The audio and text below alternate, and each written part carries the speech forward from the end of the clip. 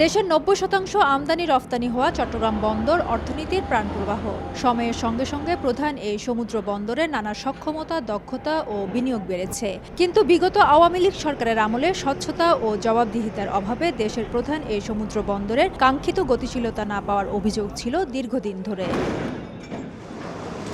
চট্টগ্রাম বন্দরের বাস্তবতা ও সংস্কার বিষয় নিয়ে শুক্রবার নগরীর সার্কিট হাউসে অনুষ্ঠিত হয় এক গোলটেবিল বৈঠক। সেখানে ব্যবসায়ী ও বন্দর সংশ্লিষ্টদের অভিযোগ, উন্নয়নের নামে গত ১৫ বছর অনিয়ম, দুর্নীতি হয়েছে, হয়রানির শিকার হতে হয়েছে প্রতিনিয়ত।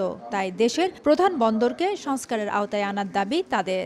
গত ১৬-১৭ বছর আমাদের কান ঝালাপালা হয়ে গেছে চট্টগ্রাম বন্দরের বিশাল উন্নয়ন। দুর্নীতি, লুটপাট, অন্যায়, অবিচার, হয়রানি, নিপীড়ন, নির্যাতনের একটি বিশাল অঞ্চল হচ্ছে চট্টগ্রাম বন্দর।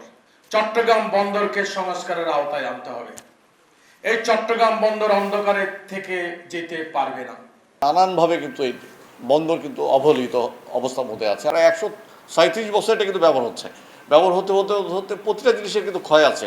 এই চট্টগ্রাম বন্দর কিন্তু এখন ক্ষয় হতে হতে ক্ষতর সৃষ্টি হয়েছে। সামনে যে আমাদের যে ভলিউমগুলো আছে, সেই ভলিউম, যে আমাদের আমদানি এবং রপ্তানির যে অবস্থান, সেটিকে চট্টগ্রাম বন্দরকে আরও নতুন করে ঢেলে সাজাবার একটা সময় এসে শুধুমাত্র প্রশাসনিক ও ব্যবস্থাপনা সংকট কাটানোর দাবির মধ্যে সীমাবদ্ধ না থেকে জাতীয় নিরাপত্তা ও স্বার্থকে প্রাধান্য দিয়ে চট্টগ্রাম বন্দরে বিনিয়োগ ও উন্নয়নের তাগিদ বিশিষ্টজনদের। বোর্ডের মধ্যে চেয়ারম্যান, একটা ভাইস চেয়ারম্যানও থাকতে পারে।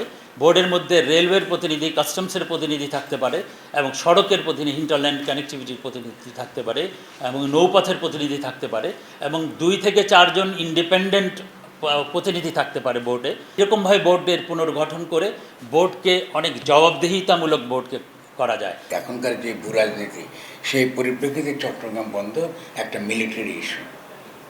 এটা খুব গুরুত্বপূর্ণ ভূ রাজনৈতিকভাবে। ফলে এটাকে শুধুমাত্র ব্যবসায়িক দিক থেকে দেখলে কিন্তু চলবে না। বন্দরকে উন্নয়নের ক্ষেত্রে আমরা কীভাবে করতে পারি, এবং আরও যারা স্টেক হোল্ডার আছে তাদের কথা শুনেন। আমরা যারা পলিটিক্যাল আছি, আমরা কী করে দেখি, আমাদের কথাবার্তা শোনার পরে আমরা মনে করি যে যদি একটা পেপার আমরা খুব দ্রুত বিয়ে করতে পারি, আমার ধারণা যে এই সরকারের মধ্যেও অনেককে পেয়ে যাব আমরা, যাতে অনেক কিছু আমরা করে নিতে পারবো। নতুন বাংলাদেশ গঠনে চট্টগ্রাম বন্দরের সর্বোচ্চ সক্ষমতাকে কাজে লাগানোর আহ্বান বন্দর সংশ্লিষ্টদের। ফেরদৌস লিপি, সময় সংবাদ, চট্টগ্রাম।